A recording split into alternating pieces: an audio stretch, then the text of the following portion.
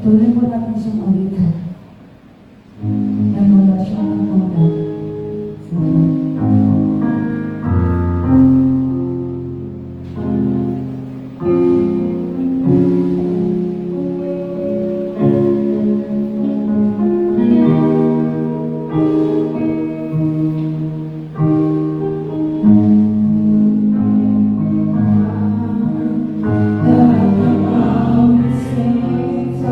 Lord.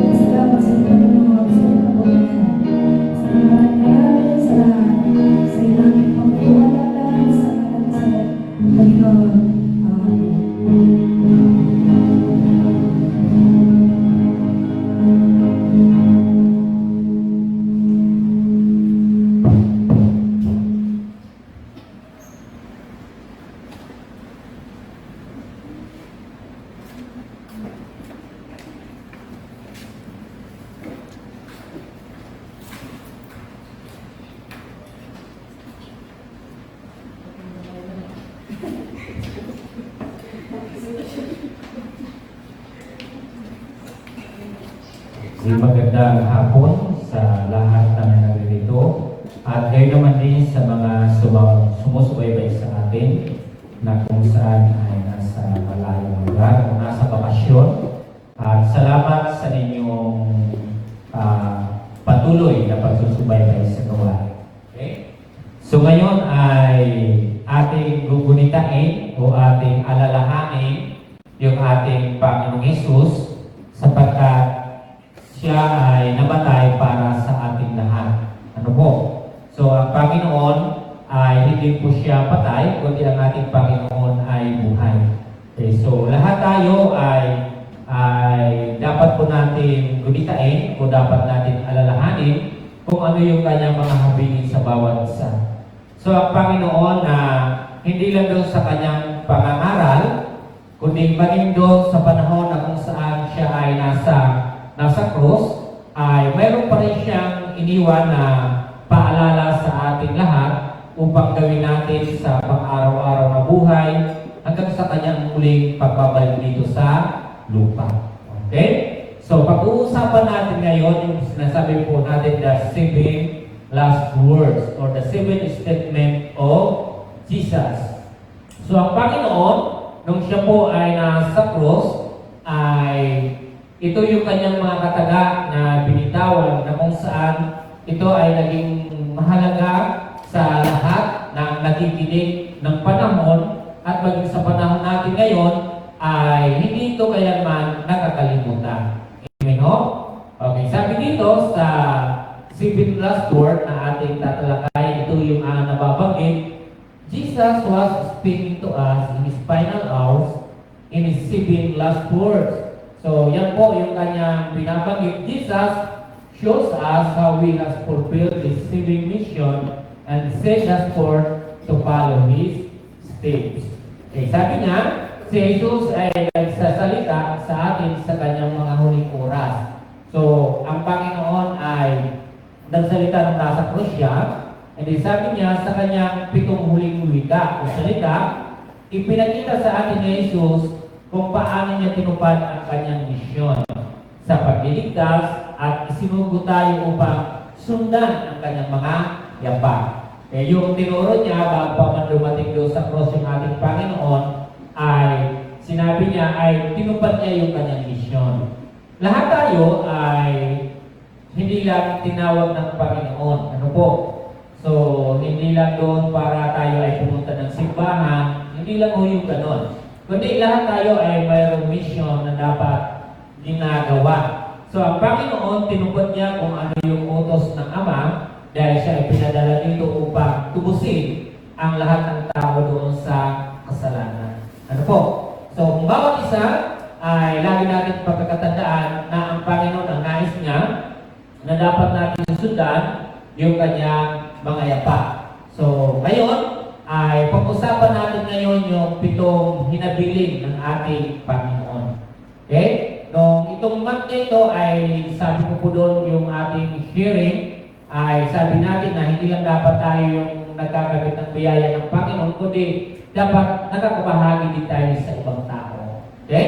So number 1, dito sa ating pag-uusapan the 7 last word. Ang unang binanggit ng ating Panginoon na habang siya po ay nasa cross ay walang ibang kataga ang binanggit siya, kundi sinasabing forgiveness. So, sa Tagalog, ang binabanggit ko dyan ay pagpapatawad.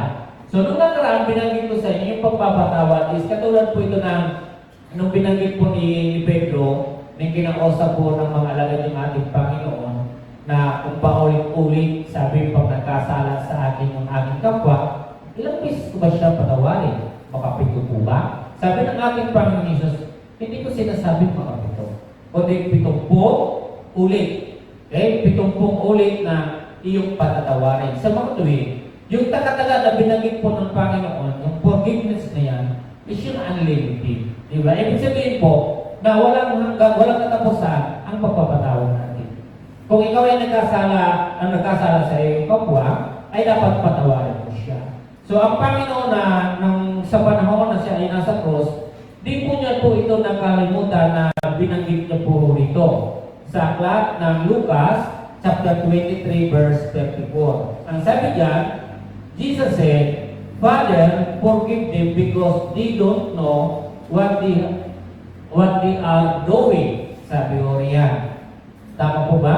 And then, the soldiers threw lots to decide who would get his clothes. Kaya yung pinagagawa ng kanya, damit, kung kung sino yung makakakuha. So, isang aral dito sa atin na binanggit ng ating Panginoon is to forgive.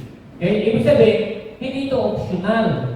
Okay? Ang forgiveness ay talagang utos ng Panginoon is to forgive. Okay? Sa lahat ng tao, nung nasaktan ka man, sa pananalita man ito o pisikal na ikaw ay nasaktan ng ating Panginoon, so kinakailangan na ikaw ay magpatawad. Okay? Hindi ito optional. Okay? Wala po, kundi ito inuutos na kinakailangan na ikaw ay magpatawad. Okay? Sabi po dyan sa talata na ating nabanggit, sabi dyan sa Lucas 23 verse 34. O, tama po ba? So basahin ko po dito sa 34. No? Sabi niya, sa 34, sinabi ni Jesus, Ama, patawarin mo sila sapagkat hindi nila alam ang kanilang ginagawa.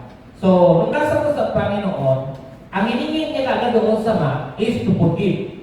Okay? So, kung tutusin, ikaw ay naroon sa krus, ang masakit po siya, ikaw yung masakta, pero sa kabila nun, dahil siya ay pinalo, pinahirapan, kinurunahan siya ng tinig. So marami pong latay ang nakamit ng ating Panginoon. Nang dahil naman ito, inaako niya yung ating lahat ng mga kasalanan. So kaya sabi ng Panginoon Jesus habang sila sa krus, Ama, patawarin niyo po sila sapagkat hindi nila alam ang kanilang mga ginagawa. So, ang Panginoon ay hindi lang siya yung naroon sa krus na yun, kundi mayroong pang kaliwatan kasama po siya doon. Silang dalawa ay magnanakaw. At naparusahan talaga, at dapat lang talaga na sila ay parusahan. Tama po? Pero ang ating Panginoon ay kunting katiting, wala po silang makita po doon. Okay? Kaya ang Panginoon, ang sinabi niya, dapat ay sabi niya, Ama, patawarin niyo po sila sapagkat hindi nila alam ang kanilang ginagawa. Sa mga taong hindi marunong magpatawad, huwag na sana tayo yung hindi natin, huwag na po natin gayahin yung ibang mga tao. Dapat turuan din natin sila kung paano sila magpatawad. Dahil sabi ng Panginoon, hindi nila alam ang ginagawa. Pag hindi ka marunong magpatawad, hindi mo rin alam ang iyong ginagawa. So, para malaman natin yung ginagawa, kinakailangan na maging bukas yung puso natin kung paano natin patatawarin yung isang tao. Okay? So, ito po ay utos ng Panginoon is to forgive. Okay? Dapat patawarin. Kahit masakit, kahit nakaramdam ka ng salita ng hindi maganda, ang Panginoon dito, dinuraan po siya, sinampal, pinalo, maraming bisis, maging ang kanyang katawan ay bubog ng dito. Pero sa kabila ng lahat ng kahulihan ng kanyang buhay, kung nasa krus na po siya, sabi ng Panginoon, forgive them. Because they don't know they are doing. So, hindi po nila alam ang kanilang ginagawa. So, sabi dito, sa talata, Jesus' words remind us that God's forgiveness knows no boundaries. Okay? We need God's help and grace to be able to forgive in such a way. So, alam nyo, sa totoo lang, sa totoong buhay ng tao, habang tayo narito, yung pagpatawad, madaling banggitin po siya. Pero pag iyon na po siyang gagawin, nahihirapan ka. Kaya sabi dito sa talata natin pinanggit, Jesus' last words remind us that God's forgiveness knows no boundaries. Okay? And we need God's help and grace to be able to forgive such a way. So, mahirap. Pero sa biyaya ng Panginoon, tutulungan niya tayo kung paano ba tayo magpatawad. Sapagkat if you do not forgive men their sins against you, your heavenly Father also will not forgive your sin. Hindi ka ba patawarin ng Panginoon? Diba? Kung sakit at hampas o salita man yung ating napakinggan, si Jesus naranasan niya yun. Sapagkat siya po ay physically, talagang naramdaman niya kung ano yung sakit. Naramdaman niya kung yung mga tao, kung ano yung ginagawa. Alam ng Panginoon kung ano yung ginagawa ng mga tao. So bilang tao, alam natin masakit po yun. But sabi ng Panginoon, kailangan talaga natin na magpatawad. Sabi niya, ang mga huling salita ni Jesus ay nagpapaalala sa atin na ang pagpapatawad ng Diyos ay walang hangganan. Walang hanggan. Kaya sinabi doon na Hindi makapito Pedro, kundi 70 ulit pa dito. Sabi dito, sabi po ni Pedro, sa ng Panginoon. Sabi niya, and then sabi niya, kailangan natin ang tulong at biyaya ng Diyos upang makapagpatawad sa ganoong paraan. Mahirap kung wala yung biyaya sa inong Panginoon patawarin mo yung isang tao. Kasi ang umiiro sa isang tao yung puot, yung galit, kung paano siya makapagiganti doon sa sumakit sa kanya. Yung nakapanakit sa kanya, lagi ganun yung tao. Di ba? Natutulong naman tayo magpatawad dahil sa ating Panginoon. Pero sa totoo lang, kung hindi tayo pinatawad, hindi mo siya mararamdaman, hindi mo naramdaman yung pagpatawad ng Panginoon, hindi ka matututong magpatawad. Di ba? Sabi pa nga doon sa unang Juan na hindi tayo yung nagmahal sa Diyos. Ang Diyos yung unang nagmahal sa atin. Tama? So, kaya ito ngayon sa pagkakataon ito, sabi ng Panginoon, patawarin niyo sila naman. Hindi nila alam yung kanilang ginagawa. Diba? So, isipin niyo yung anak ng Diyos ay pinako sa cross. Makita natin na kahit masakit yung pako yung bago at ang kirot ng kanyang mga sugat sa katawan, pero nagawa niya magpatawad sa tao. Diba? So, tayong lahat, inaanyayahan tayo ng salita ng Diyos. Itong pag-aalala natin pagulita sa kamatayan ng Panginoon is to remind us na huwag sana natin magkakaligtaan yung nagpapatawad tayo. Sapagkat sa araw-araw ng buhay natin, lagi tayo may mga nakakasama, marahil, iba't ibang uri ng tao, yung ating mga nakakausap, at minsan, mga salita na maaari na hindi mo natatanggap o di kaya ikaw ay nagkakaroon ng damdamin na kung saan hinanakit, so kailangan lagi tayo ay nagpapatawad. Tama po? So, pumunta po kami nung nakaraan sa aking kapatid, sabi niya kasi nagkaroon po siya ng karamdaman. Sabi ko, ang unang process, sabi ko, nang hilang ng isang tao. Even physically, na mayroon kayong illness, mayroon kayong sakit, ang pinaka-importante pa rin is cleansing doon sa puso natin. Kasi effective po yun na mapapadali yung pagaling ng isang tao kapag tayo ay laging andun yung pagpapatawad. Kasi ang galing yung puot na nariya sa atin, nagdadagdag lang po yun ng sakit sa atin. Tama po? Kaya dapat lagi po tayo nagpapatawad. Hindi naman mahirap ang patawad sa tulad. Kung ikaw ay minamahal mo ang Panginoon at sinasambahay mo yung salita ng Diyos, hindi mahirap. Tama po? Mahirap lang po ito. Kung mahirap ito kung ang salita ng Diyos ay hindi pa dumating sa puso. So, sana sa lahat ng mga Kristiyano, lahat ng mga nakakapakinig ng salita ng Diyos. Kasi, aminin natin sa hindi, kahit nakakapakinig ng salita ng Diyos, hindi pa rin natututo ang patawad ng tao. Yan yung pinakamasakla po sa lahat. Kaya sinabi ko sa inyo nung linggo, hindi po, huwag kayong magsasabi na, at least magsamba ka lang. Hindi po gano'n. Iba po yun. Huwag niyo sasabihin na, basta magsimba ka lang. Hindi gano'n. Mas may malalim pong usapin kung bakit ka pumupunta ng simbahan. Dapat alam natin yun. Di ba? Dapat alam natin yung essence po kung bakit nila nagpupuri sa Panginoon. Kasi maraming mga tao basta nagsimba lang. Di ba? Hindi mo gano'n mo yun. Dapat bigyan mo ng halaga yung pagsisimba mo. Hindi basta magsimba ka lang. Hindi gano'n. Yung words na gano'n basta, hindi yung okay sa akin eh. Kaya hindi yan okay. Dapat bigyan mo siya ng importansya. Yung binabanggit po natin na basta ka magsimba, hindi na yung gano'n. Sa paglabas ng simbahan, dapat alam mo yung mensahe, alam mo yung dapat ginagawa mo, ano yung napakinggan mo. Dapat yun ay, yung dapat magbukal sa damdamin at paglabas mo ng simbahan, kasi sa buhay mo talaga yun. Kasi hindi biro yung bugil sabi magsamba ka. Hindi yung biro, diba? So maraming pumapasok sa simbahan. Kaya lang, ang pinakamaganda doon, ano ba yung halaga meron kung bakit ka pumunta ng simbahan? Bigyan mo siya ng halaga, sapagkat pag hindi mo siya bigyan ng halaga, bakit wala natin? Kung ano yung pinag-aaralan natin ng simbahan, at hindi inislamuhan, wala yun. Di ba? Parang nandun na yung physical mo, pumunta ka lang doon. So hindi yun gano'n. Ganun yung forgiveness eh. Kapag ikaw ay nasa sa Panginoon, hindi ka pa rin natututong magpatawad, ano yung silbi ng iyong pagiging Kristyano? Di ba? Useless yung pagiging Kristyano natin pag ano. May hawak ka ng Biblia, pero hindi mo naman alam, hindi mo ba nabasa yung pagpapatawad? So useless naman yun eh. Nagbabasa ka ng Biblia, nabasa ka yung pagpapatawad, pero hindi ka marunong magpatawad, so wala po yun. Nangangarap ka, hindi mo sinasabuhay yung salita ng Panginoon. So napakalaga sa buhay natin na yung aral sa iyong pagsamba sa Panginoon, nalalaman mo yung mga salita at yun ay ginagawa mo sa pang-araw-araw ng iyong buhay. Pero pag hindi mo yung isa-dua, sayang. Diba? Sisimba ka lang, pupunta ka doon sa simbahan, ano natutunan mo? So dapat mayroon kang natutunan. Hindi yung pumunta ka lang ng simbahan, o di ba nung last, for attendance, for seeking your attendance, na ikaw yung pumunta, and then pipicture ka rin na sabi mo nagsimba ka, hindi yung mahalaga yun, kapatid.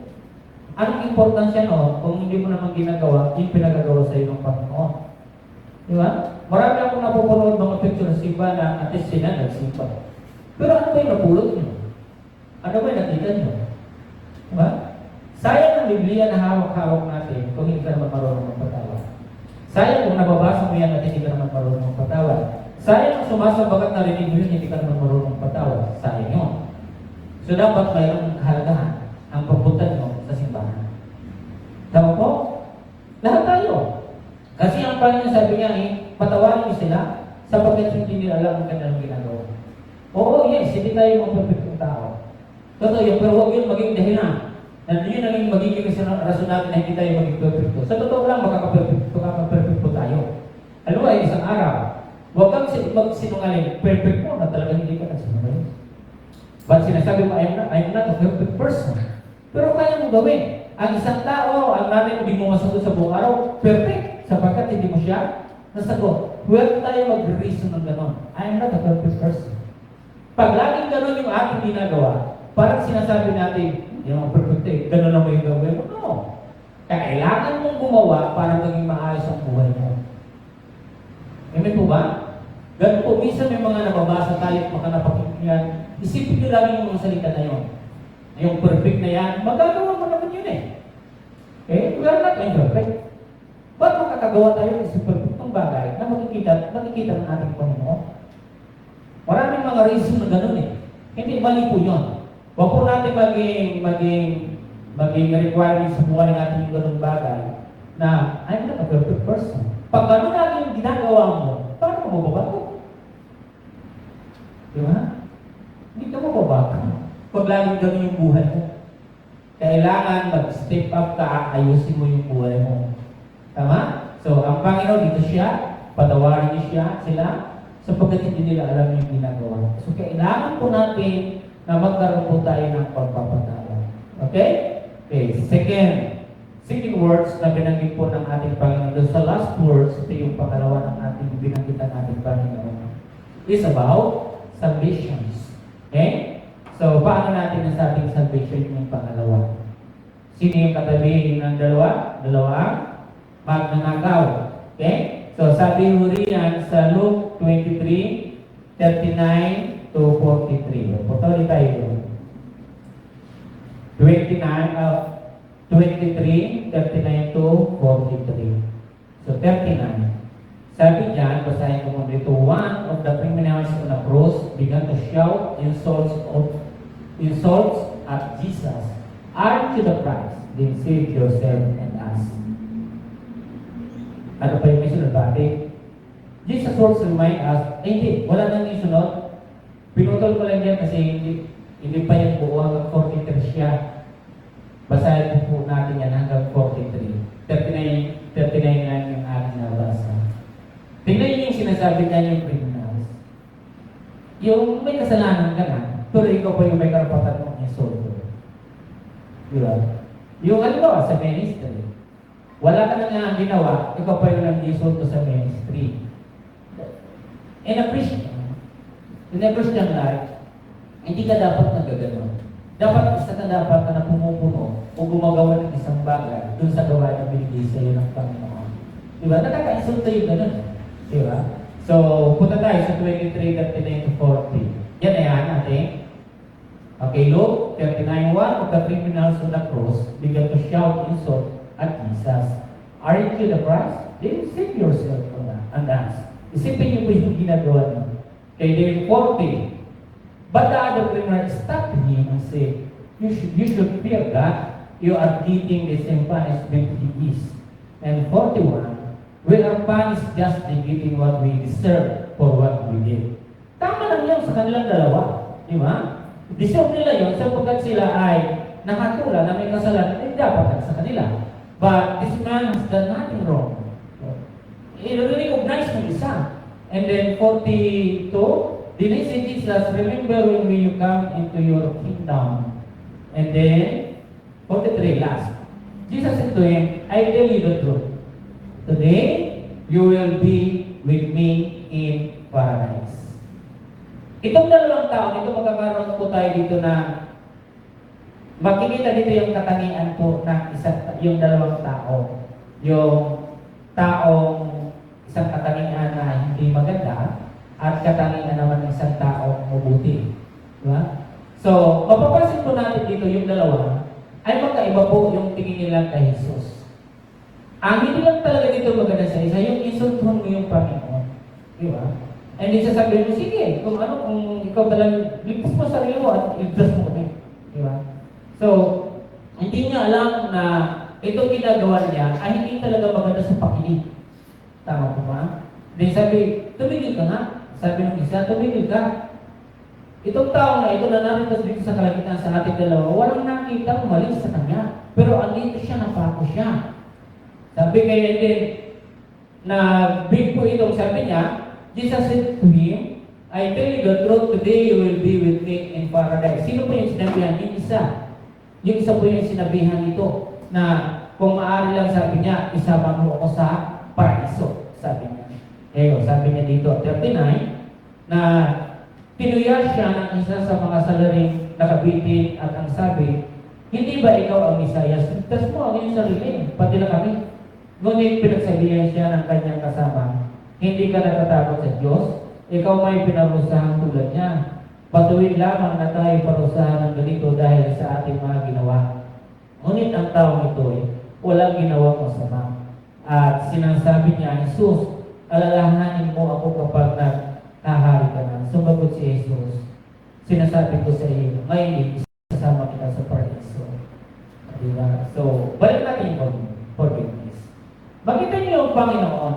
Literally, doon mismo kung nagsabi ang Panginoon doon, sabi ng Panginoon, patawanan mo ang mga tao sa pagdinilalang yung ginagawa. So, meron agad po dito na mapapansin natin tayo sa pangalawa, makasalanan po yun. And then ano binigay ng Panginoon is forgiveness. And then forgiveness and salvations. Di ba? So, mapapansin po natin is to admit kung ano man yung kasalanan mo. Pero may mga tao ngayon kahit nagkasala, hindi nila tinatanggap na mali sila. But insult, nang-i-insulto pa. Di ba? Imbis na dapat ikaw ay admit mo kung ano kasalanan, pero ang nangyayari is i-insultuhin ka. Hindi po yun yung tawag sa atin ng Panginoon.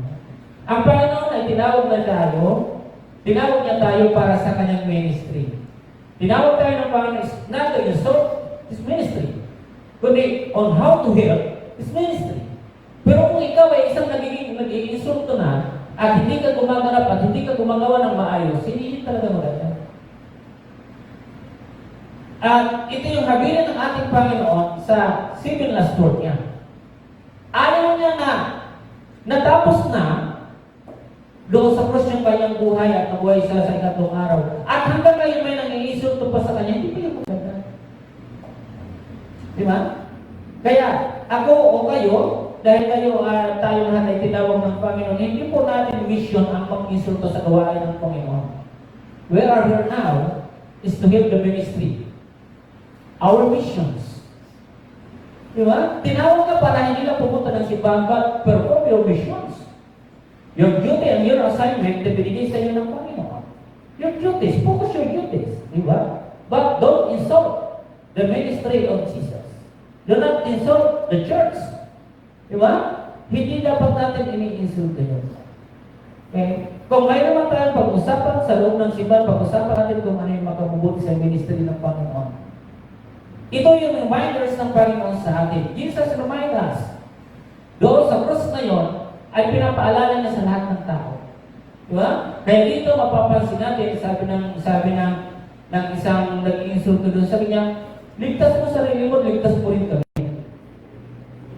Huwag po natin bibiroin yung gawain ng Panginoon sapagkat hindi nagbibiro yung Diyos. At sino man magbiro nito at sino man mag-insulto nito sa gawain ng Panginoon, ay mayroong kahirap na. Tama, hindi tayo pumunta dito para sirain yung gawain niya. We are here to worship Him, to heal the church, to heal the ministry. Yun yung dapat natin ginagawa. Hindi tayo dapat nagiging pabigat. Diba? Ang hindi talaga dito maganda, nagkamali ka na, nang insulto ka ba? Andun ka na nga sa cross, nakapako kayong lahat doon, tapos kaya mong pag-insultahin yung tao na yun, wala namang ginawang kasalanan. Diba? Jesus remind us, huwag tayo yung i-insulto. Sapagkat pag tayo ay nang i-insulto, hindi siya nakakatulog sa atin. Bagkus binabagsak lang natin yung sarili natin. Yung dignity, yung ating pagkatao, binabagsak lang natin. Tama po? Binigyan tayo ng Panginoon ng pagkakatao. Tingnan niyo po yung pangalawa niya ang sabi niya, Lord, isama mo ako sa paraiso. Sabi niya yun din, isasama kita.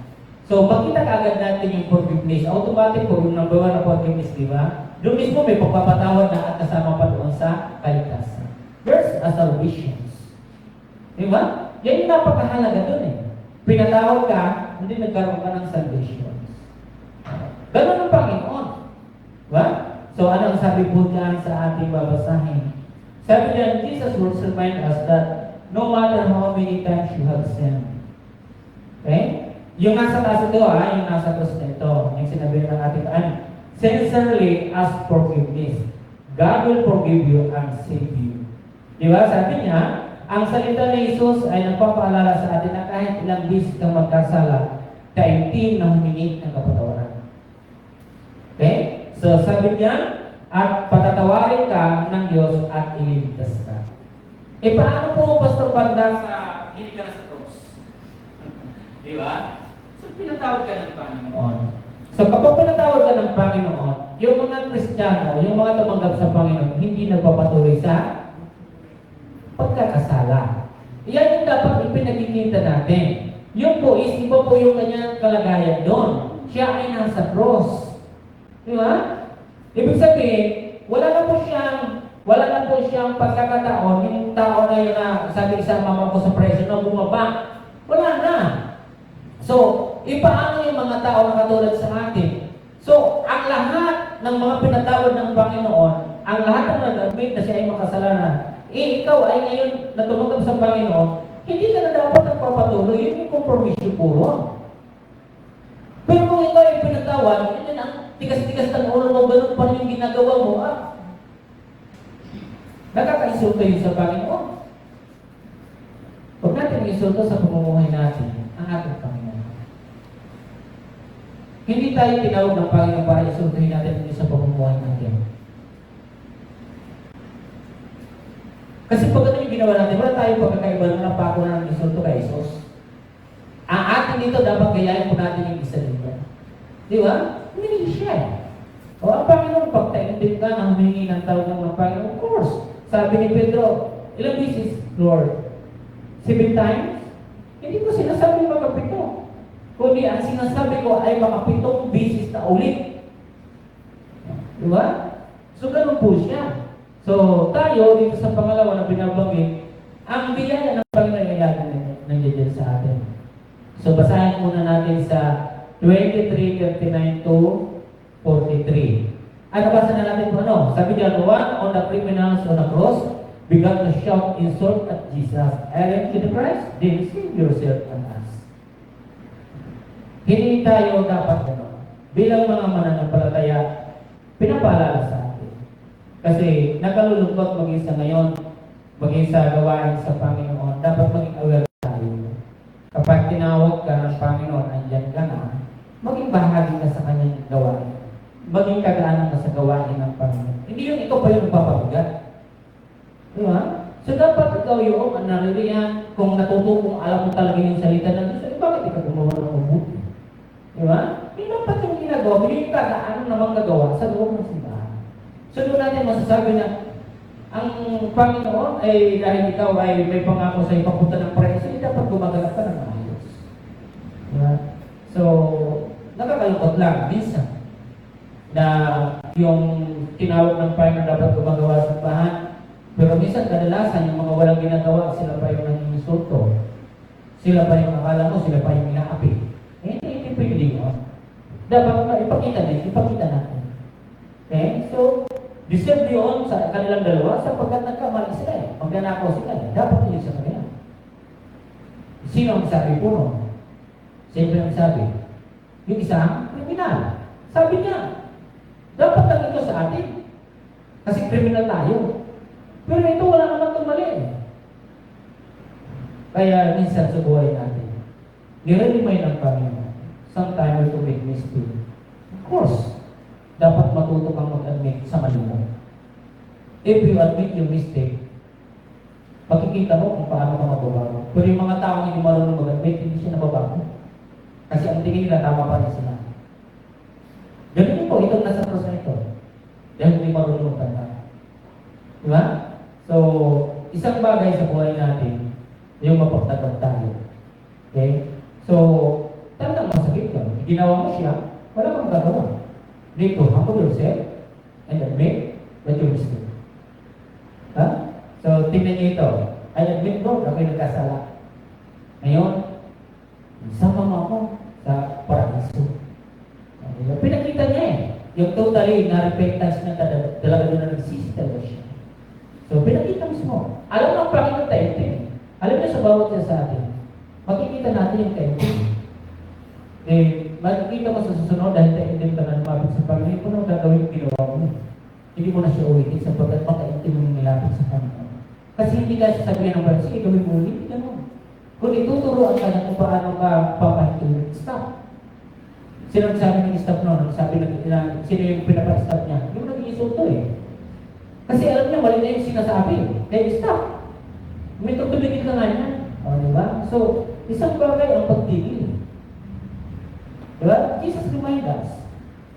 Kung ikaw ay pinatawad at may ubre sa iyo, Panginoon ng kaligtasan, stop sa paggawa ng masama. Stop tayo. Sapagkat hindi talaga maganda na ikaw ngayon, nagsasabi ka sa Panginoon, and then continue ko pa rin gumagawa ng mali. Oh. Parang napakalaking pag-iisip talaga yun. At sasabihin mo, nasa Diyos ka, patapos gumagawa ka ng kalukuhan, di ba? Alam mo, sabi mo, sa Diyos ako eh. Nananakaw ka naman. Eh, sa Diyos ako eh. Nagsisinungaling ka naman. Sa Diyos ako eh. Tapos biglang matutulong sa gawain ng Panginoon. Mali eh, di ba? Sobrang napakamali. Para kang ando ka sa simbahan, yung binakit ko na sa inyo kanina. Kung gusto mo magsamba, siguraduhin mo yung pagsamba mo may pupulutan. Pero kung nagsabi, basta sumamba ka lang, hindi ko basta pumunta ka lang sa... Sa pwede yan, naisipin nyo kagad ng mga ganong salita. Hindi mo basta lang yun. Ang pagpunta sa simbahan na hindi basta. Kaya binibigyan po natin ang importansya yung mga salita nito. Ano? So, napakahalaga kasi yung words na yun. Huwag niyong babasta-bastahin yung pagsamba. Ang pagsamba ay honor. Ang pinupuntahan ko dito is holy. Diyos yung ating sinasamba dito, kaya hindi yung basta-basta lang. Tama ba? Kaya, ito i-ayos natin yung sarili natin. So, again, yung unang salita is about forgiveness, and the second is about salvation. And third, ito yung third na kapatid. Binasa mo ba yung ano dito? Wala pa? Nabasa ka na ano? Okay, third, it's about relationship. Isipin nyo, nasa cross ang Panginoon, pero ang tindi ng kanyang mga salita, ang tindi ng kanyang lahat ng kanyang binitawan. So, third is about relationships. Napakahalaga na mayroon kang relasyon sa Panginoon. Diba? May relasyon ka sa Diyos, may magandang kang relasyon sa Diyos, may magandang relasyon sa iyong kaibigan, may magandang kang relasyon sa iyong classmate, mayroon kang magandang relasyon sa iyong asawa. Diba? Mayroon kang magandang relasyon sa iyong pamilya. Napakahalaga yun eh. So, ito yung isang maganda na dapat natin i-develop about relationship. Your communications ay napakahalaga po yun. Without communication, without relationship, sa ating Panginoon, ano mangyari sa atin? Even your family, even your friends, even your classmates, diba? Even in your company, without good relationship, hindi maganda. Walang mabuting samahan. Diba? Walang mabuting maidudulot. Oh. Kaya makita niyo po dito, isang napakahalagang mga words na binibitawan ng ating Panginoon. Di ba? So itong mga matitindi po itong binibitawan, nasa cross na po siya rito. Pero isipin niyo yung kanyang binibitawan, puro pa rin siya nagpapaalala pa rin. Sapagkat yung kanyang mission niya, ginawa na yung mission niya. Pero again, even nung nasa cross siya, may mission pa rin siya, gusto niya pa rin i-remind yung lahat ng tao. How about your relationship? And your church? And your family? Your friend? Di ba? Ituwid natin yung relationship natin sa mabuti. Sapagkat mayroon po dito na pag-relationship, pero hindi po maganda yung relasyon. Naging pag-relationship ka dahil lang doon sa kanyang gusto niya. Ang ating tinutukoy dito yung makatarungan ng pag-relationship, mga kapatid. Diba? Sabi dito, mga kapatid, sa pangatlo, sa aklat ng John 19:25 to 27. So, John 19, tama po ba? 25-27. 25. Sabi niya, nakatayo sa tabi ng krus si Jesus, ang kanyang ina at ang kapatid na babae nitong si Maria, na asawa ni Cleopas. Naroon din si Maria Magdalena. Nang makita ni Jesus ang kanyang ina at ang minamahal niyang alagad sa tabi nito, kanyang sinabi, "Inang, narito ang iyong anak." At sinabi sa alagad, "Narito ang iyong ina." Mula noon, siya ay pinatira ng alagad na ito sa kanyang bahay. So, tingnan niyo mga kapatid ito sa ating Panginoon Jesus. Di ba? Kaya naman hindi niya nakalimutan yung kanyang mga malapit sa buhay. Relation niya sa kanyang ina. So, basahin mo muna dito sa English po. Verse 25, Mr. Maxine. Sa 25, ito yung kanyang binabanggit. Sabi niya, standing near his cross were Jesus' mother, his mother's sister Mary, the wife of Clopas, and Mary Magdalene. And the 26, when Jesus saw his mother and the follower, he loved standing nearby. He said to his mother, "The woman, here is your son." Then he said to the follower, "Here is your mother." From that time, when the follower took her to give him his son. Diba? Isipin niyo po ang ating Panginoon. Kahit nahirapan po siya, kaya naman hindi niya nakalimutan ang kanyang ina. O, diba? O, ito yung aking ina. O, diba? So, pinaalalahanan niya. So, ito ay binabanggit po dito yung napakalalim ng relasyon ng isang anak doon sa isang magulang. Yun ay isang napakalalim. Diba? Na maging si Jesus, hinahabilin niya sa kanyang mga alagad. At yun ay kinuha naman sapagkat habilin yun eh. Kung ikaw talaga ay tinanggap mo ang Panginoon bilang Panginoon sa buhay mo, tatanggapin mo. Hindi po nila inayawan yung sinabi ng ating Panginoon. Di ba? Wala dapat inaayawan. Hindi kayo lang, hindi ako lang. Di ba? Lahat ay dapat tanggapin. O, ito kung talagang tinatanggap yung ating Panginoon, nakita niyo po, iniwan yung hinabili.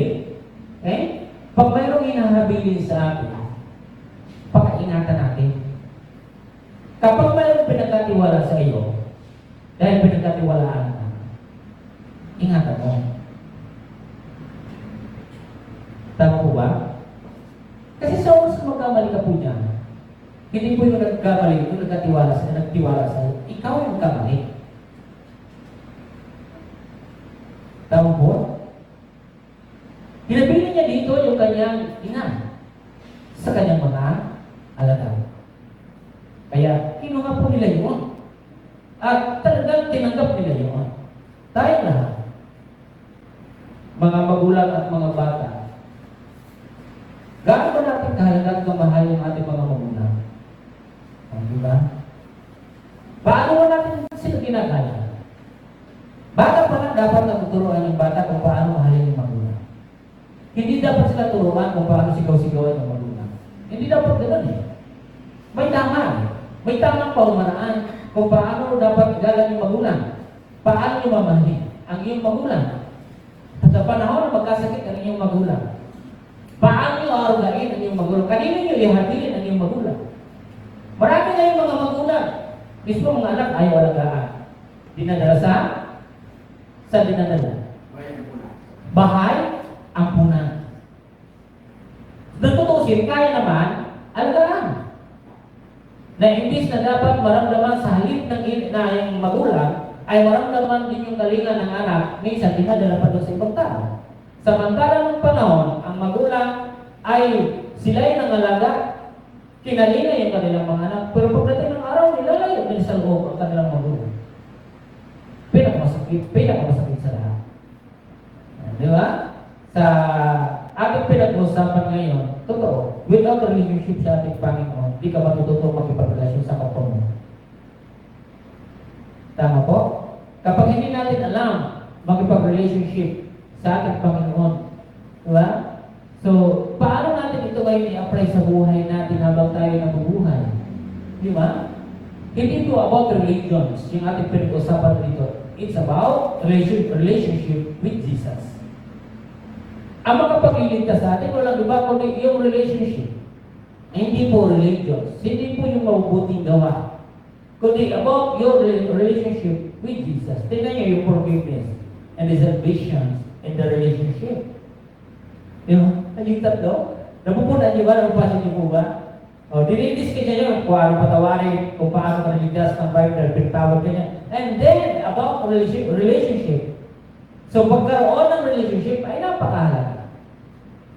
Kapag mayroon kang relationship sa Panginoon, iingatan mo siya. Kapag may relationship ka sa simbahan, iingatan mo siya. O, di ba? Sapagkat yun ay habilin ng Panginoon. So, dapat tayo lahat ay natututong alagaan yung bawat hinahabilin sa atin ng ating Panginoon. Dapat pinakakaingatan natin yon. Naalala ko po yung yung mayroong hinabilin po binakatiwala yung 5,000. Di ba? And then ano yung pangalawang pinakatiwala? 2,000. At yung pangatlo, magkano? 1,000. Nung bumalik, na hindi nila alam kung kailan darating, pero bumalik bigla. Magkano yung kinubra ng 5,000? 5,000. And then yung 2,000, yun din yung ginawa niya. Pero yung isa, ano nangyari? Binaon sa lupa. Sabi nung may-ari, alam mo pala ako ay mahigpit, bakit di mo na lang nilagak sa bangko? Hindi sana yung kumita lang ng kunti. Kaya sabi doon, yung mayroon, kukunin pa. Ay, ano nangyayari sa'yo? Ano pang mayroon doon sa'yo? Kukunin pa. O di wala na. Sabi binigay. Doon sa may 5,000. Yung pinakamasaklap sa lahat. Yung binigyan ka na, yung hindi ka naging mabuting katiwala, hinabiligan ka ng ganito, at hindi naging mabuti, kung ano pa yung mayroon ka, uubusin sa'yo, wala nang natira sa'yo. Sabi nung yung isang hari na binigyan na poroon, ang sabi niya, welcome. Sabi niya, masaya na nagigalak yung patapat. Pero yung isa, siya ay kinuha at itinapon. Di ba? So, napakahalaga kasi yung pag-ibig. Napakahalaga na yung communication. Ano yung ba't ba ko binigay ng ganito? Di ba? So, dapat pinapahalaga natin yung relation. Kasi oras na yun po ay masira siya.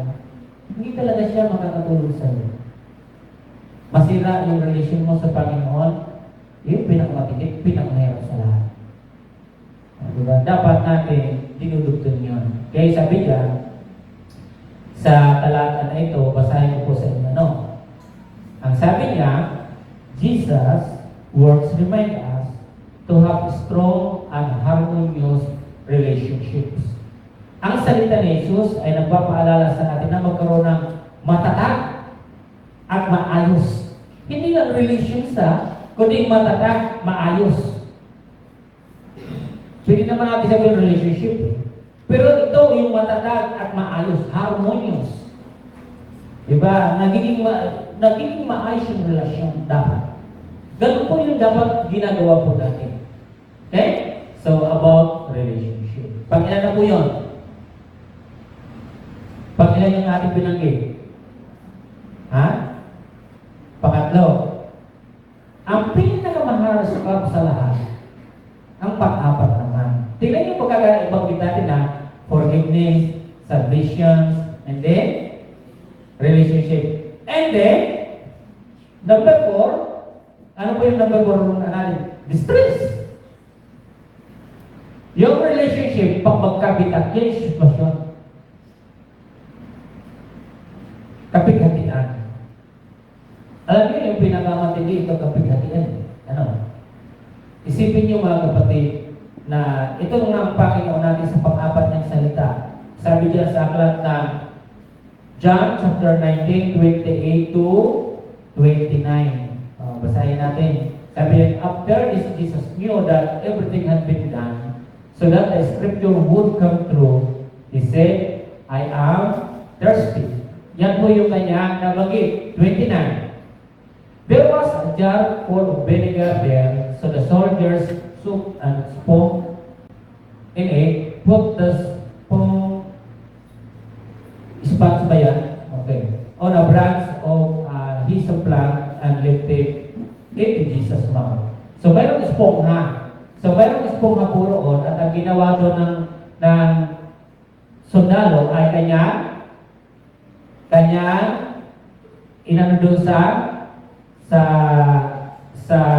pangalan ito yung maasim. Tapos, tinoon sa bibig ni Jesus. Ayan po siya. Okay? So, sabi dyan. So, sabi sa 29, pagkatapos nito, alam ni Jesus na naganap na ang lahat ng bagay. At bilang katuparan ng kasulatan ay sinabi niya, nauwaho ako. May isang mangkok doon na puno ng maasim na alak. Itinubog nila rito ang isang esponja. Ang kinabit sa sanganan isupo at idiniit sa kanyang bibig. Tama? Okay, so yan po yung nakalagay po niya. So, ang Panginoon ay nagpapaalala din dito sa atin. Okay, so basahin natin. Sabi diyan, Jesus' words remind us that we should thirst for His words. At this moment on the cross, Jesus, who offers us the promise of living water through the Holy Spirit, is thirsty. So, ang salita ni Jesus ay nagpapaalala sa atin na dapat tayong mauhaw sa kanyang mga salita. Tama po? And then, sa sandaling ito, sa cross, si Jesus na nag-aalok sa atin ng pangako ng tubig ng buhay sa pamamagitan ng Banal na Espiritu na uuhaw. Okay, ang Panginoon, mapapansin po natin, siya ay nauhaw, of course, physically, di ba? Pagod siya, isipin mo po yung pagkapalo sa kanya, yung pagtulo ng kanyang mga dugo sa kanyang nilalakaran, pati sa kanyang ulo, pati nung pagdating sa cross, pinako po siya. Physically talaga, na talagang ikaw ay magkakaramdam ng uhaw. Tama po yun, di ba? So, lahat naman. Pag yung uhaw na yun, ang makakapawi lang naman doon ay walang iba kundi yung tubig.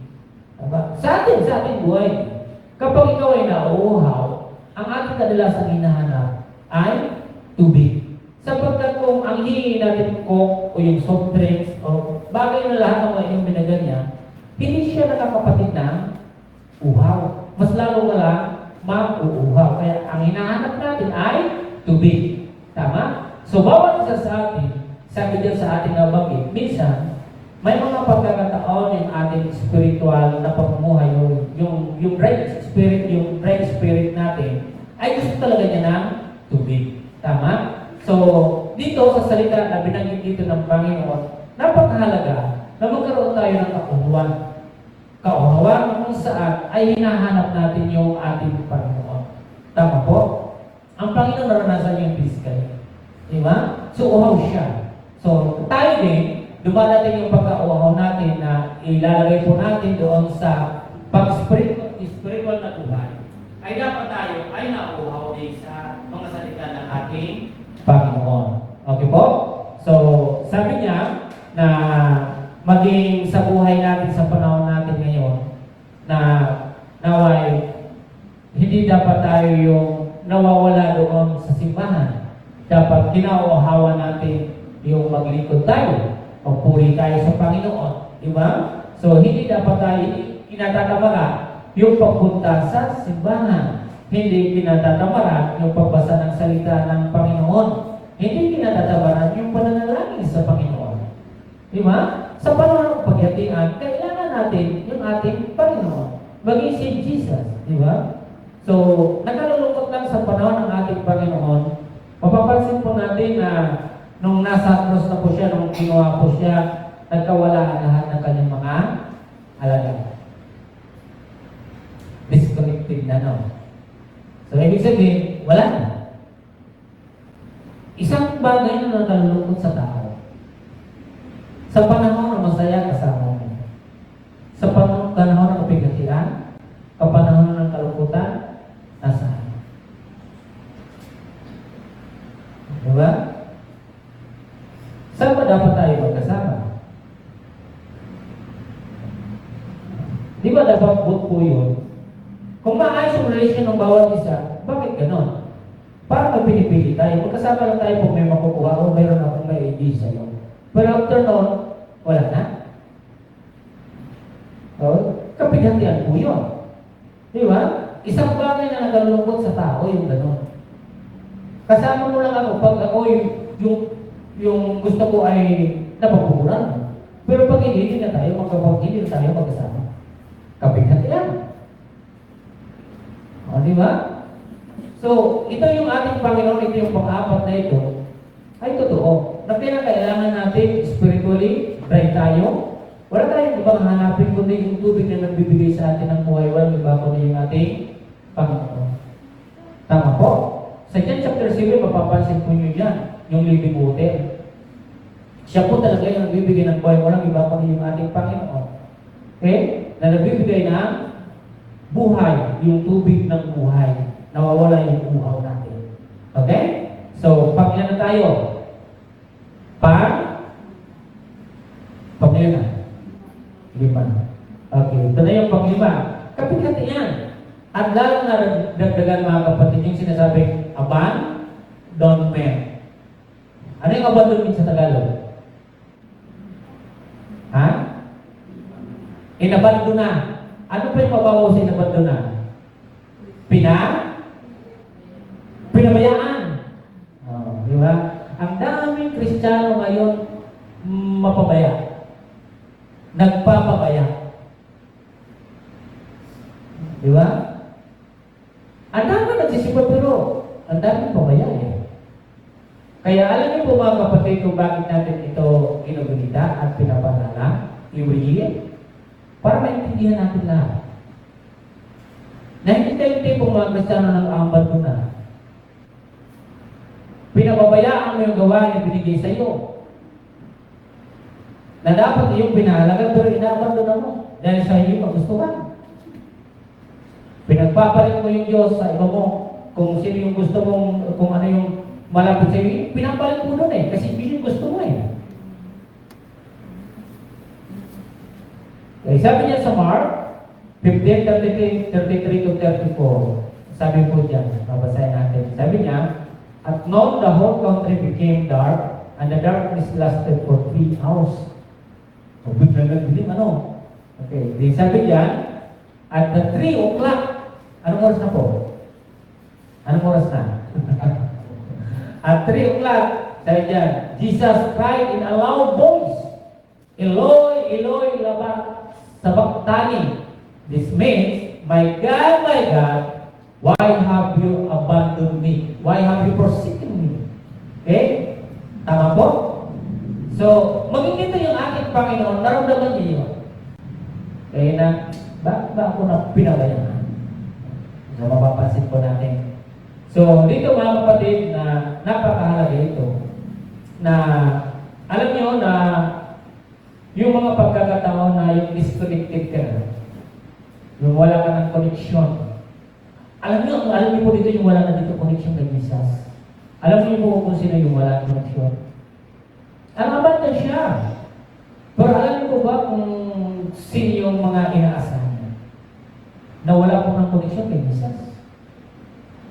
Nung panahon siya ng pagkain ng 5,000, 4,000, nung siya may pinagilang na bulag, may pilay na pinaak, maangkat, lahat ng mga humihingi, ano pupunta kay Jesus? Hindi niya inaabandon na yun eh. Yung misyon ng Panginoon, ipinakita niya sa lahat ng tao. Lahat ng humihingi sa kanya, Jesus have mercy on us, yung mayroong 10 pitong eh. Pero itong time na itong nasa cross yung ating Panginoon, biglang nagdilim, di ba? Biglang nagdilim po yun. Ibig sabihin talagang yung pagka-abandon na ba? Makita din natin dito nung nasa cross yung ang Panginoon, yung nawala na po yung connection. Yung connection niya doon sa kanyang alagad, yung connection niya doon sa lahat ng mga tao na naroon, naputol po yun. Ang dami na yung mga Kristiyano putol ang koneksyon sa Diyos. Sabi dito, Jesus' words remind us that when we feel distant from Him, it will be difficult for us to feel connected to Him. Tingnan niyo yung words. Si Judas. Anong nangyari kay Judas? Binita niya si Pedro. Ilang beses kinatuwa ni Pedro si Jesus. Hindi kayo magtataka, maging sa panahon natin, ang dami pong ganyan na dapat ayusin siya. Okay? Ang sabi niya dito, Jesus, words remind us that when we feel distant from Him, it will be difficult for us to feel connected to Him. Wala kang ginawa. Sabi niya dito, ang mga salita ni Jesus ay nagpapaalala sa atin na kapag naramdaman natin malayo tayo sa Kanya, magiging mahirap sa atin na madama ang konektado sa Kanya. Tanong ko kayo mga kapatid, konektado ba kaya tayo ngayon sa Panginoon? Mahirapan po tayo. Kapag yung binanggit po dito, it is very difficult. Di ba? Ang hirap po mapalayo sa Panginoon. Nung kailangan mo ang Panginoon, ang saya-saya mo. Di ba? Nung nagugutom ka, binigyan ka ng Panginoon. Nung nagkasakit ka, binigyan ka ng Panginoon. Pero nung sa panahon ng Panginoon naman, yung ganito na dapat maiparamdam mo yung connection mo sa Kanya, and then, out of coverage. No network. No signal. Mga Kristiyanong no signal, mga Kristiyanong no network. Ano pa yung isa? Na sinasabi ng telepono, may sinasabi pa din eh. Out of coverage area. Yung area na yan, you. Walang ibang area, ikaw yun. Walang area, walang puwan ang Diyos sa buhay mo. So disconnected. Diba? Kaya sabi dito na ang mga salita ni Jesus ay nagpapaalala sa atin na kapag nararamdaman natin malayo tayo sa Kanya, magiging mahirap para sa atin na madama na konektado sa Kanya. Totoo. Pag ayaw mo mararamdaman na konektado ka kung malayo ka sa Panginoon, hindi mo mararamdaman yun. Out of coverage niya eh. No network na eh. O, di ba? So, sa panahon, ang Panginoon nasa cross na po siya, doon niya, sabi niya, Iloy, sabak tani. Nang ibig sabihin, by God, why? Have you forsaken me or abandoned me? Di ba? So, sa panahon na ang Diyos naman, nagkailangan ka, nasaan ka? Sa panahon in our ministry, nasaan ka? Ano ginawa mo?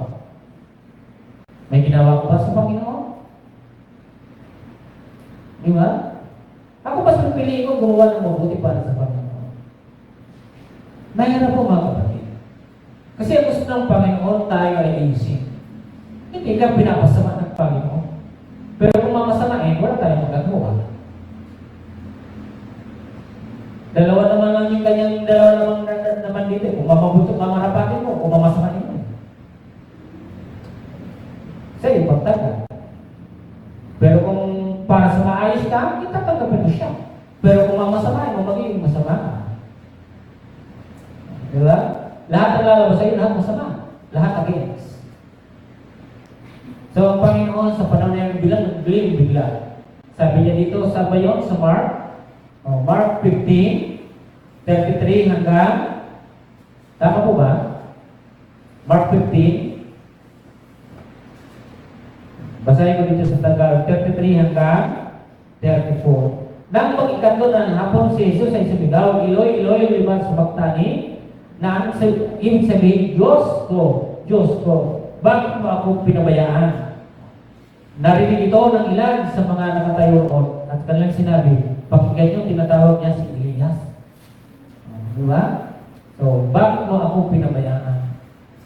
So, tayo bilang mayroong mga damdamin, tayo po ay mga tao na ginawa ng Panginoon na may damdamin. Diba? Anong pakiramdam? Pag inaabandonan mo yung gawain sa Panginoon, masaya ka? Dapat hindi ka doon masaya. Dapat naghanap ka ng paraan kung paano ka babalik. Ang hirap kayo may abandonan. Hindi ba tayo nagkakaroon ng guilt doon? Di ba? No. Dapat kung may gawain ka, dapat active ka eh. Hindi tayo yung tipong taong nang-iiwan. Isa ka bang nang-iiwan katulad ng mga alagad at mga tao mo? Kapag iiwan mo yung ministry mo, wala ka pong pagkakaiba sa panahon si Jesus. Wala ka pong pagkakaiba. Parehas na parehas ka talaga mo. Kaya ayaw ng Panginoon na maging parehas tayo. Kaya lagi po tayo nagre-remind dito. Pinire-remind sa atin ng Panginoon, huwag kayong magpapawala. Hindi ganoon yung iniwan ko sa inyo. Gawin ninyo ang dapat ninyong gawin. Diba? So, pag sinabi, hey, mag-evangelize tayo, tulong tayo sa iba, gawin po natin yun. Huwag po natin pababayaan. Kailangan ay dapat po natin na samahan yung ating Panginoon. Nung panahon, ito yung panahon natin ngayon, kinakailangan samahan natin. Aral po yung nangyari ng panahon na kung paano ko siya iniwan talaga. Ngayon, dapat tayo ngayon, kahit ano yung nangyayari, ano pa yung mga sitwasyon na napakahirap, dapat hindi natin inaabandona yung ministry ng Panginoon. Pero sa panahon ni Pedro, di ba? Anong sinabi ng Panginoon? Sabi niya yung Panginoon, ay Pedro, 3 beses mo ako ikakatuwa. O, 3 beses. Eh, sabi ni Pedro, hindi. Sabi niya, di ba? Makikipong matigasan siya eh. O, nung lumapit sa kanya, yung nagtanong, di ba kasama ka doon? Anong sinabi? Hindi ako kasama dyan. Ang dami mga Kristiyano ganyan ngayon eh. Di ba? Hindi, bihira na ako dyan magsimba. Hindi na akong dyagaan ng ganito. Alam niyo ba kung ano nangyayari sa iyo? Di ba? Ano nangyayari sa atin? Di ba? Minsan lahat mga Kristiyano. Yan yung problema. Yung binanggit natin kanina, pag nawala ka talaga doon sa connection na yun yung naging problema natin. Okay? So, yung naging pinabayaan na natin, wala ka ng amor sa iyo. So, pinapaalala natin sa atin ng Panginoon na ano mang sitwasyon, huwag po tayo yung nagpapabaya. Kundi tayo ay ginagampanan talaga natin ng maayos yung tagpunin natin. Mabuti gampanan ng mabuti. Hindi yung ginagampanan natin yung makasariling paggampanan. Hindi ganon. Yung pagkahatang paggagampan. Tama po? Okay. So, yan na po ang pag-lima. Kasi kung tutusin, kung kayo mali na iiwan, masasaktan mo tayo. Kung ayaw mong gawin sa iyo yan, huwag mo gawin. Kasi sa totoo, pag ginawa mo siya, darating araw gagawin din sa iyo yun. Kung ano yung tinatanim mo, yun naman ang iyong aanihin. Huwag mong tanim ng masama. O ba magtanim na? O ba sa darating na araw, kung magtanim ka ng mabuti na iyong aanihin. Okay, pang-anim. Trial. Okay, so, itong ating pinag-uusapan ngayon ay yung triumph na tayo. Ang ibig sabihin ay yung sinasabing pagtatagumpay o pananagumpay. So, ang Panginoon, siya po ay nasa cross. Ang sinabi niya po doon sa ating pang-anim ay, when Jesus displayed the vinegar, he said, it is finished. Then he bowed his head and died. Sabi po na yan. Pero bakit mayroon pang pang-pito? Alam niyo po ba ang ibig po sabihin ng pang-anim? It's misyon. Okay? So dito sa pang-anim na to, yung tagumpay niya dito, sabi niya, naganap na. So naganap dito ng Panginoon yung lahat ng inuutos ng Ama sa Kanya. Ang kanyang misyon na dapat ang tao ay magkaroon ng kaligtasan, tubusin, dahil na po siya sa cross. Lahat ng mga na aral na pinag-aral ng Panginoon, natuman ng ating Panginoon. Victory po siya. So, mission accomplished. Tayo, ano ang ating napatunayan na may natapos tayo na gawain sa Diyos?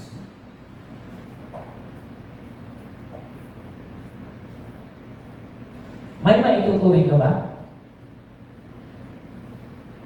May maituturing ka bang natapos mong gawain sa Kanya? May maituturing ba tayo?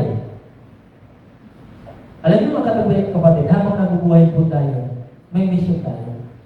Kapag namatay ka na, wala ka na mission. Kasi tapos na nyo, mission. Ang dami ngayon patay ang mission kahit buhay. Di ba? Kahit buhay tayo. Ano ba yung napatunayan ko na? Ako? Wala akong napapatunayan. Wala akong napapatunayan. Ang Panginoong Hesus may napatunayan. Yung mission niya, ginawa talaga niya yun. Pero ikaw o ako magyayabang, ano yung aking nagawa? Kung may nagawa man ako, dahil sa Panginoon. Wala tayong dapat ibang mayabang. Huwag tayo nagyayabang na akala natin, magaling tayo.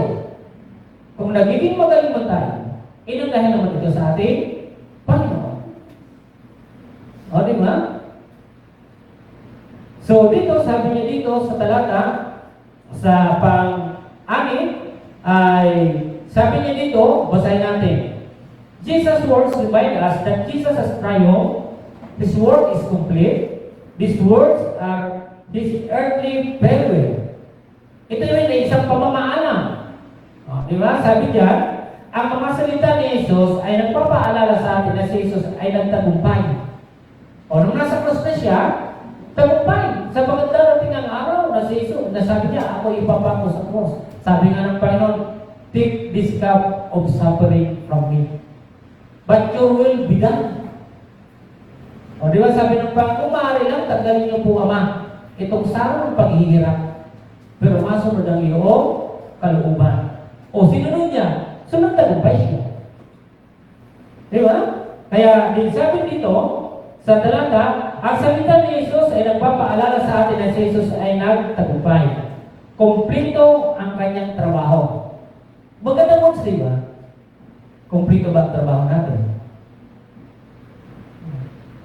Di ba? Walang po siyang nakaligtaan. Walang nakaligtaan yung ating Panginoon. Kumplito yung kanyang ginawa.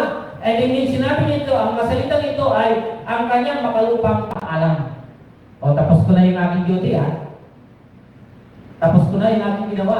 Sinunod ko na yung inuutos sa akin ng Ama. So, paalam, kayo na yung bahala. Gawin niyo yung lahat ng aking ginawa na maging yung sundan niyo yung aking yapak. O, yan po yung kumplito po. So, tayo ngayon, sobra. Minsan yung tao ang parang minsan nagiging mataas na tayo minsan eh. Parang ang yabang na natin sa ating ginagawa. Pero kung tutusin, wala pa po yun. Wala po yun sa katiting ng ating Panginoon. O, di ba? So yung victory, yung success, yung triumph na ito, siguraduhin na yun kung kumplito nagawa. Minsan nag-abagin ako dito sa inyo, ha? Di ba pag linggo, yung ating Sunday worship? Di ba? Ano ang bumubuo sa Sunday worship po natin? Noong 9:30, ano yung una? Yung opening, yung program natin, ano yung unang gagawin? Opening song, and then opening prayer. Doon pa nga lang, hindi na natin na-complete eh. Ano oras kami doon ba natin? Diba? Lima doon sa talagang walang yung mga hindi naghahabol ng trabaho. Lima po rin, yung talagang sa bayan na dapat pupunta na. Sino nagkakakumplito? O, di ba? Doon pa nga pa lang po eh. O ano po, yung linggo, sabihin natin, mayroong Sunday, General Sunday School. Nagagawa ba natin? Doon pa lang yan, nasa program pa lang po yun. Minsan, program pa lang, ano ka, nagre-reklamo na tayo. Di ba? Ano ba, bakit meron na tayong gawain ganito? O, yun pala sa mga bagay na yan, ha? Pero tingnan niyo po yung ating Panginoon, nasa prosta po siya yung pangalan. Sabi niya, it is finished. Sabi niya. Nakumpleto niya yung kanyang misyon. Lahat ng kanyang ginawa, kumpleto po siya. Walang kulang. Tayo mga kapatid sa ginagawa natin sa Panginoon. Baka marami tayong kulang. Baka marami tayong reklamo. Minsan, lagi tayo panimulan ng panimulan. Walang natatapos. Na imbes dapat may matapos, panimulan na naman ulit tayo. Di ba? Ito yung nire-remind sa atin lagi ng Panginoon. Di ba? So lahat tayo, dapat mayroong victory. May pinatapos, may naaayos. Hindi yung, dapat nagawa natin ganito. Dapat ayusin talaga, hindi yung pipili yung okay. Kundi talaga, dapat the best, may quality talaga siya na ginagawa mo sa Panginoon. Okay? Kaya dito, na binabanggit, sabi niya dito ulit, ang mga salita ni Jesus, ay sana. Sabi dito, ang mga salita ni Jesus ay nagpapaalala sa atin na si Jesus ay nagtagumpay, kumplito ang kanyang trabaho, ang mga salita ito ay kanyang makalupang paalam. Alam niyo mga kapatid, kung titingin lang tayo sa ating kapwa-Kristyano, manghihina ka. Hindi mo magagawa ang pili mong gawin. Kasi maraming diktahan ka, huwag na, sila na yan. Alam niyo mga kapatid yung words na initiative? Ano sa Tagalog yun? Mayroong kukusa. Di ba? Ang problema dito, kung huwag na, sila na lang. Sila yung nandiyan dyan eh. Isang napakahalagang bagay sa tao, yung mayroong ng pagkukusa. Di ba? Alam mo, dito sa loob ng simbahan, may nakita kayong balat ng hindi. Huwag nyo na yung antayin mo na nagwawalis dyan. Baka magbahagi ka na ng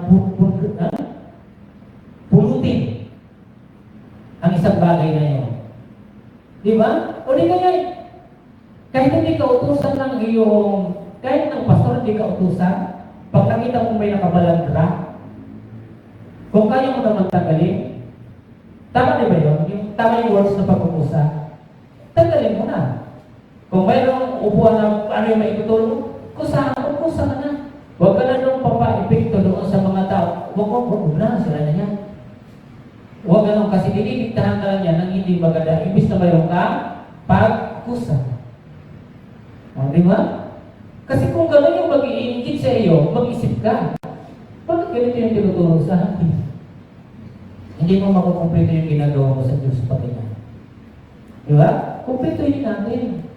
Ano yung nararamdaman mong nakikita mong ayos? Gawin mo! Sabihin mo kung sino yung nararapat mong sabihin na, ano mo ito? Gawin mo, at least may ginawa ka. Wala mang pinababawal kung may gagawin ka. Di ba? Basta't ayon at maayos, bakit di mo gawin? Kaya ito ang ating Panginoon, ginawa niya yung lahat. Lahat ang nararapat ang pwede niyo gawin. Talagang kung may walang masisipin. Tama po? Okay. So, panghuli. Panghuli na tayo. Sa ating pagtatapos at sa ating panghuli, ito mga kapatid, reunion. Anong sabihin ng reunion? Pag words na reunion, ano pumapasok sa inyo? Ha? Mga class, pag-reunion, di ba? Pag-reunion ng mga mag-aaral. Ano pa yung ibang alam yung reunion? Pag-reunion, nasa Tagalog? Pagsama-sama. Halimbawa, meron kayo batch, Tama ba yun? Batch 86, batch 88, yung mga gano'n. Tama yung mga reunion, di ba? Okay. So, sabi riyan, na yung muling pagkikita o muling pagsasama. Ito yung panahon na sinasabi na sa pangpitong huling wika ay muli na sila at magre-report na po doon sa kanyang lahat na ginawa at magsasama na uli sila ng Ama. Tama po? Okay. So, sabi niyan sa Luke 23, 44 hanggang 46. Okay. Sabi niya, sa Lucas 23, verses 44 hanggang 46. Okay. So, basahin ko po 44. Nang mag-ikakalabing-dalawa ng tanghali, nagdilim sa buong lupain hanggang sa ikatlo na hapon. So, ilang oras nagdilim? Ilang oras? 3? Oh, sabi niya, nang ikalabing-dalawa ng tanghali. So, alas 12. So, 3 hours na nagdilim. Ano, brother, ano? Okay. Okay, sabi dito, nawala ng liwanag ang araw at ang tabing ng templo'y napunit sa gitna. So, nagkait. Nawala po yung sikat na araw ng dilim Kasi kung may sikat, hindi didilim. So, nawalan po ng sinag yung araw. And then, napunit po yung tabing. Yung gitna ng tabing ng templo, napunit sa gitna. Sumigaw ng malakas si Jesus, Ama, sa mga kamay mo itinatagubilin ko ang aking espiritu. At pagkasabi nito, nalagot ang kanyang hininga. So, ikatlo na hapon, nalagot ang kanyang hininga. So, ito po mga kapatid, sa panghuli po dito na wika ng ating Panginoon, ito ay sinasabi po natin reunion o yung kanilang muling pagsasama o pagkikita. Tama po? So, sabi dito, sa talata na aking babasahin, Jesus' words remind us that when we place ourselves in God's arms, we will share in the joy that Jesus felt in His reunion with the Father. When we place ourselves in God's arms, we will be close to Him and share in the joy that Jesus felt in His reunion with the Father. Ang mga salita ni Jesus ay nagpapaalala sa atin na kapag inilagay natin ang ating sarili sa mga bisig ng Diyos, makikibahagi tayo sa kagalakan na nadama ni Jesus sa kanyang muling pagsasama sa Ama. Tama? Kung ito yung nangyari po, ay ganoon din yung mangyayari sa atin. Kapag iniligay natin ang ating sarili sa mga bisig ng Diyos, tayo ay magiging malapit sa Kanya at makibahagi sa kagalakan na nadama ni Jesus sa kanyang muling pagsasama sa Ama. Tama po? Tayo man din, yung sinabi din yung tapos at kumplito po, at nung namatay na po yung ating Panginoon, ito na yung kanilang muling pagsasama. So, naganap at nagawa po ng ating Panginoon yung lahat ng pinapagawa sa Kanya. So, ikatlong araw sa darating, nung ikatlong araw na yon, mapapansin po natin na siya ay muli, nabuhay po siya. So, ang Panginoon, mapapansin po natin na kung paano niya makakapiling yung Ama, tayo man din bilang mga mananampalataya, darating ang araw, makakasama at kapiling po din natin yung ating Panginoon. Tama po ba? So, kaya nga lang, ito mga kapatid na binabanggit dito, kailangan po natin talimahin po yun. Okay? So, kinakailangan, lalong tayo ay mapalapit sa Panginoon. Hindi dapat tayo mapalayo. Kasi yung binanggit ko po dito, dapat mapalapit po tayo. Okay? Upang sa pagiging pagpalapit po natin sa ating pagdating ng araw, makakapiling at makakasama natin ang ating Panginoon. Kaya habang tayo nagbuhay ngayon, ako para sa akin, samantalahin natin yung pagkakataon at konsumuhin po natin yung panahon mayroon tayo para mag-serve sa ating Panginoon. At darating ang araw, lahat ng ginagawa po natin, aanihin po natin yun. At iyong makakasama at makakapiling ang ating Ama tulad ng ating Panginoon, Jesus. Tama po? Okay. So, ano yung una natin? Balikan na natin yung civil na score po natin. Ito po yun mga kapatid. Balik tayo sa number 1. The civil statement of Jesus Christ. Number 1 is about forgiveness. So, kinakailangan ikaw ay taong mapagpatawad. Pangalawa ay kaligtasan. So, ang Panginoon, andyan ay binibigyan niya tayo ng kaligtasan. Sure po yan. Hindi po yan yung dapat pagdududahan. Yan talaga ay sigurado, may assurance po tayo sa ating Panginoong Yesus. Pangatlo ay relationship. Ayusin yung relationship. Okay? Relationship na kung saan ay nagbibigay ng maayos sa ating Panginoon. Pang-apat, disgrace. Yung kapighatian. Okay? Sa panahon na tayo ay dumaraan doon sa kapighatian, lagi pa rin po natin kauhawan ang salita ng ating Panginoon. Kung mayroong kapalitaan, kung kapighatian, pagsubok sa buhay, yun yung dapat tayo umapit. Hindi para tayo ay bumitaw sa ating Panginoon. Okay? Panglima, abandonment. So, ang Panginoon, nariyan siya na hindi siya yung Diyos na nagpapabaya. Ang Diyos ay laging naririyan sa atin para tulungan tayo. Di po ba? So, tayo bilang mga mananampalataya, huwag din tayo maging pabaya sa mga binigay sa atin ng Panginoon. Huwag tayo nang iiwan. Alam niyo po, yung mga tao lang ng isip ang iiwan, ugali nila yan eh. Maraming mga tao ang ganyan, ang isip nang iiwan. Hindi maganda yan. Makikita niyo pa lang dito sa sibilasyon ng Panginoon, abandonment, hindi talaga nakatulong yun. Nang iiwan. Imbes na dapat samahan, ang iiwan. Yung mga taong ito na naghahanap ng mga katulad nilang taong mahilig mag-iwan. Di ba? Iiwan. Di ba? Ikakanulo ka. Pag sasalitaan ka ng di maganda, kikwento ka kung ano-ano yung kwentong mga negatibong mga bagay. Isang pag-aaban mo na po yun. Pagpabaya, pinabayaan. Di ba? Dapat hindi gano'n. Okay? So, pang-anim, triumph or victory or pagtatagumpay. So, ang Panginoon, tagumpay. Kumplito. Tayo, huwag kayong magre-reklamo. Nagbuhot lang kayo ng upuan, nagreklamo kayo. May nakita pa kayo, nagreklamo. Kung bakit naman niya nakita, gawin ninyo para may victory. Gawin ninyo yan para ito ay mayroong nagawa. Nakumplito mo yung papunta mo ng simbahan na may nagawa ka. Diba? Ang Panginoon nakumplito.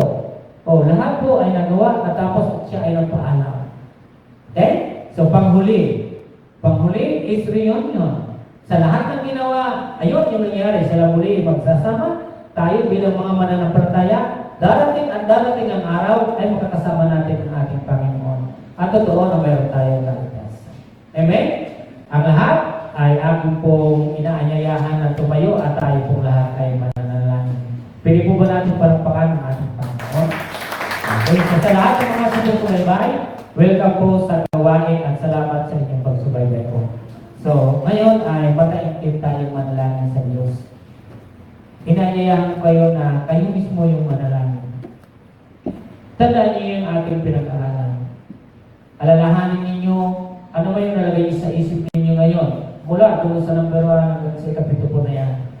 Alalahanin niyo ang Panginoon na ang Diyos hindi niya tayo iniiwan, hindi niya tayo pinababayaan. Huwag tayo maging ganon ng ugali ng tao na mapagkuhan o di marunong magpatawad. Let us pray. Sarili ninyo, ipadalangin po ninyo.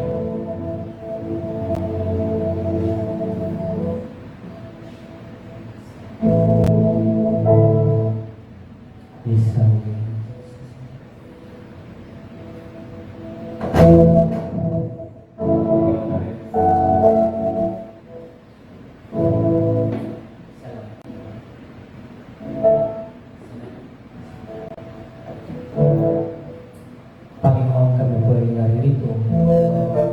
Salamat sa minsaheng binigay niyo sa amin.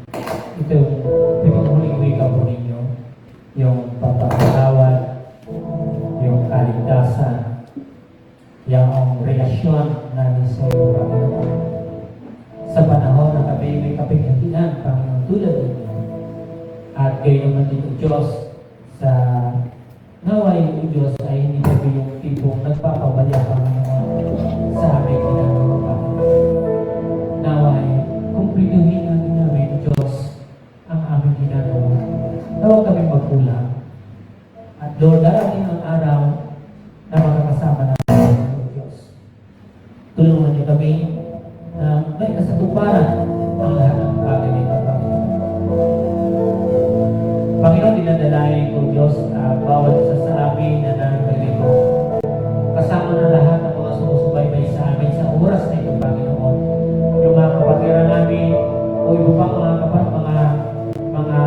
sumusubaybay sa amin sa oras na ito.